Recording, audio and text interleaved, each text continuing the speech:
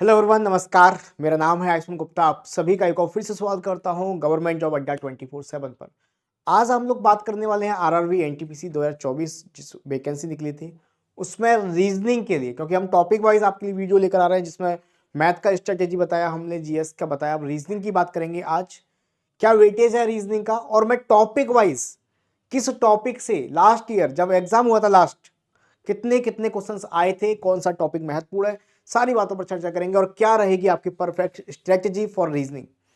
तो चलिए शुरुआत करते हैं इस वीडियो का। आप सभी को मेरी आवाज आ रही होगी, उम्मीद कर सकता हूं। इस वीडियो से समझने की कोशिश करेंगे रीजनिंग के बारे में चीजों को।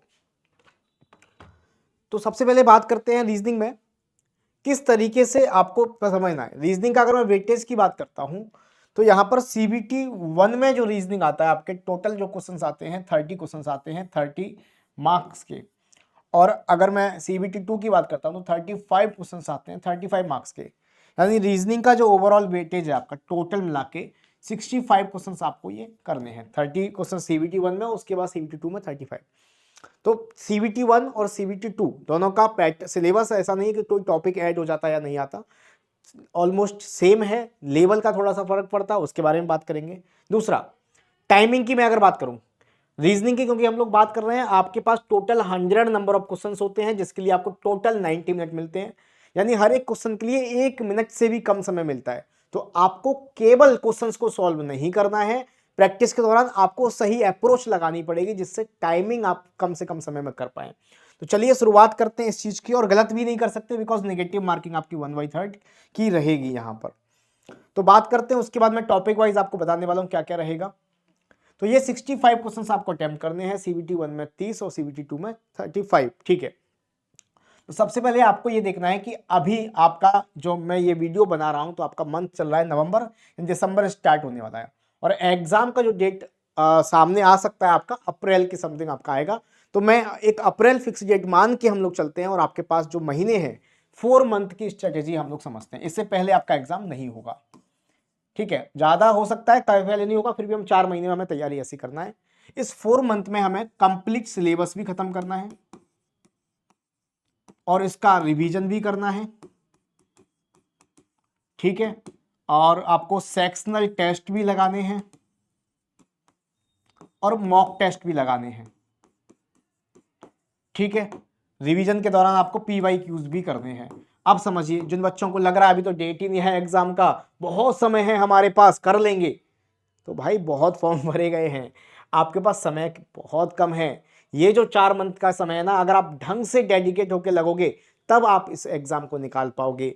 रेलवे का जो एग्जाम है, अगर मैं रीजनिंग की बात करूं, रेलवे के एग्जाम है, एनटीपीसी का एग्जाम है, तो बहुत बेहतर रीजनिंग आने वाला है, हल्के में मत लेना।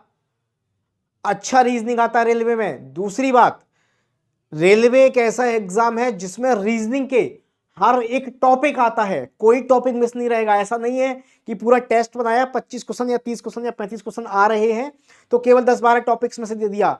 अगर आपके रीजनिंग में 40 टॉपिक है तो 40 के 40 टॉपिक आपको देखने को मिल जाएंगे। किसी शिफ्ट में कोई टॉपिक नहीं आया तो दूसरी शिफ्ट में वो मिल जाएगा आपको। तो पूरा रीजनिंग पढ़ना पड़ेगा आपको और अच्छे लेवल तक पढ़ना पड़ेगा, क्योंकि यहां पर रीजनिंग बहुत बेहतर आता है।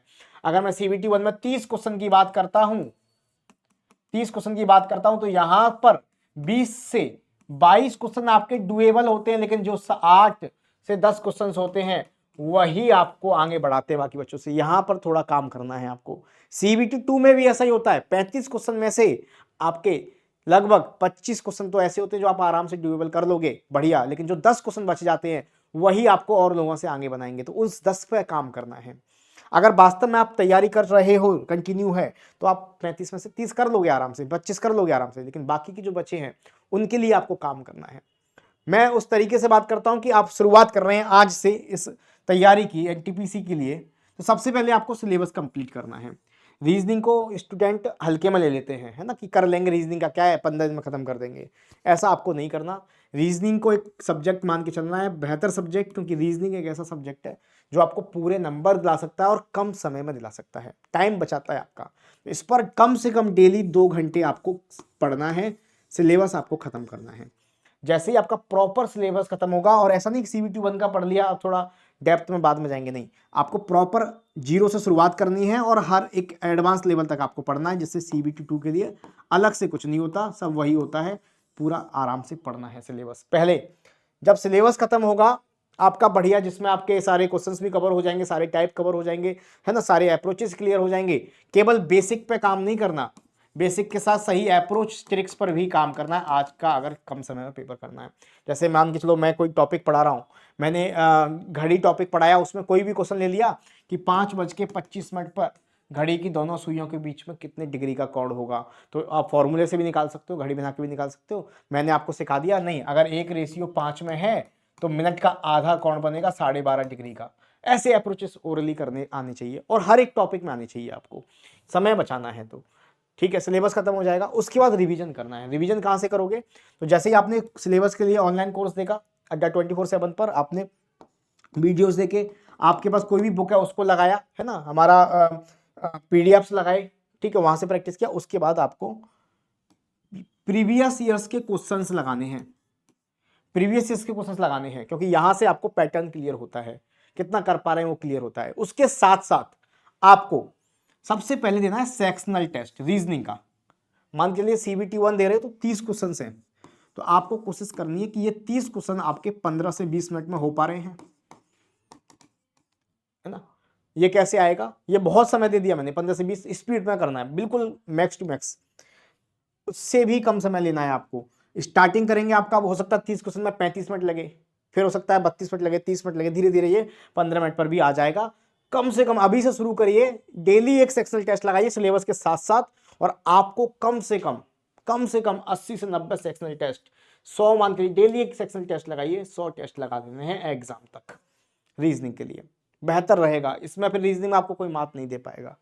उसके बाद जब रीजनिंग का सिलेबस खत्म, बाकी सिलेबस खत्म होंगे, तो आप मॉक तो लगाएंगे ही, मॉक के बिना आपका एग्जाम नहीं निकलेगा, ध्यान रखना, ठीक है। तो सेक्शनल टेस्ट आपके लिए मस्ट है, जिससे रीजनिंग की स्पीड बूस्टअप होगी। अगर मैं बात करता हूं सब्जेक्ट की और कौन कौन से टॉपिक आते हैं, तो कोई भी टॉपिक ऐसा नहीं है जो रीजनिंग में आपको एनटीपीसी में नहीं पूछेगा, सारे टॉपिक पूछ लेगा। इनइक्वालिटी भी पूछेगा आपसे, पजल भी पूछेगा, सिटिंग अरेंजमेंट भी पूछेगा। तो मैं लास्ट जो आपका एनटीपीसी का एग्जाम हुआ था, CBT 2 का मैं एनालिसिस लेकर आया हूं, जिससे आपको अंदाजा लग जाएगा किस लेवल का पूछता है। तो CBT 2 की मैं बात करूं लास्ट की, उसके क्वेश्चंस लेकर आया हूं पर शिफ्ट एवरेज, मतलब किसी को शिफ्ट में एनालॉजी के क्वेश्चन 3 आए थे, किसी में 2 आए, तो मैं एवरेज आउट निकाल के लेकर आया हूं। तो आप देखिए कोई भी टॉपिक ऐसा नहीं जिससे क्वेश्चन ना आए हो। इनइक्वालिटी से एक क्वेश्चन आपका हर शिफ्ट में पूछा गया था, एनालॉजी से 3 क्वेश्चन, जिसमें नंबर एनालॉजी भी थी, है ना, लेटर एनालॉजी भी थी, क्लासिफिकेशन भी था, डिक्शनरी से किसी किसी में आया, किसी में नहीं आया, मतलब टॉपिक तो आएगा। Word in logical order dictionary में ही आ जाता है आपका। नंबर सीरीज से किसी किसी में एक क्वेश्चन, किसी किसी में 2 क्वेश्चन। लेटर सीरीज से आया, क्लॉक से किसी किसी में नहीं आया, किसी किसी में एक क्वेश्चन, मतलब क्लॉक भी पढ़ना पड़ेगा। कैलेंडर डाइस से CBT 2 में नहीं आया, बट CBT 1 में आया, तो डाइस भी आपको पढ़ना पड़ेगा। वेन डायग्राम से CBT 1 में आया था, मिसिंग नंबर से CBT 2 में क्वेश्चन आए, स्टेटमेंट रिलेटेड क्वेश्चन आपके एक, किसी में 2 क्वेश्चन आया। सबसे मेन आप देखोगे यहाँ पर कोडिंग डिकोडिंग के 4 क्वेश्चन आपसे पूछे गए हर शिफ्ट में, एवरेज आउट। डायरेक्शन सेंस से 2 क्वेश्चन, लॉक्स के 2 से 3 क्वेश्चन, रैंकिंग के 1 से 2 क्वेश्चन, सिटिंग अरेंजमेंट और आपका ब्लड रिलेशन 1 से 2 क्वेश्चन यहाँ पर, और पजल से देखो 3 से 4 क्वेश्चन। ये CBT 2 की बात कर रहा हूँ।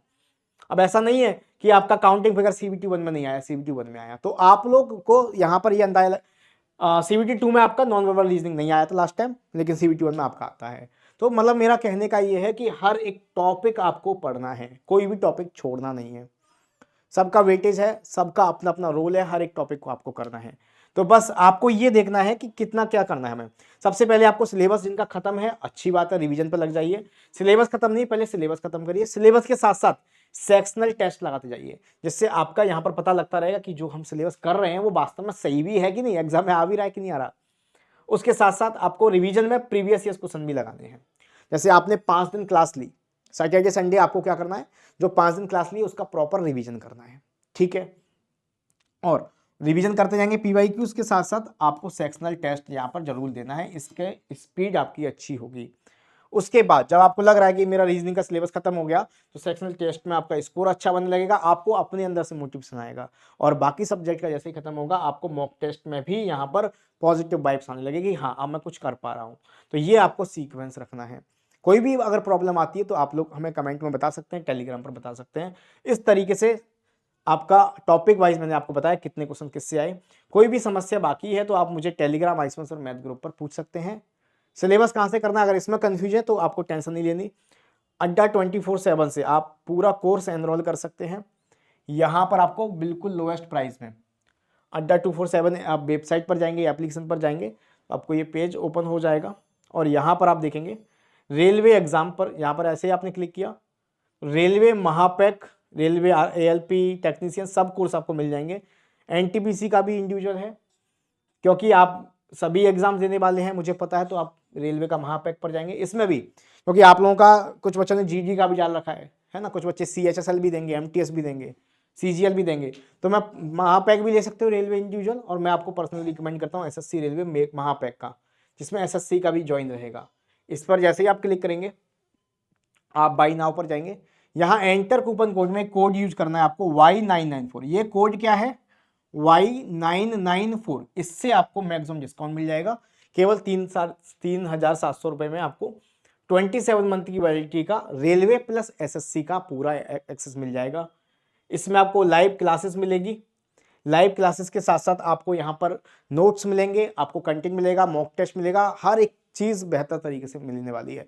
आपको केवल पढ़ाई पर ध्यान देना है, रेगुलर प्रैक्टिस पर ध्यान देना है। तो जाके ज्वाइन करिए, कोई भी समस्या है तो टेलीग्राम पर बताइए। कोड यूज करना है आपको Y994। ओके, तो उम्मीद करता हूँ ये स्ट्रेटेजी आप अपनाएंगे और आज से ही अपनी तैयारी शुरू कर देंगे।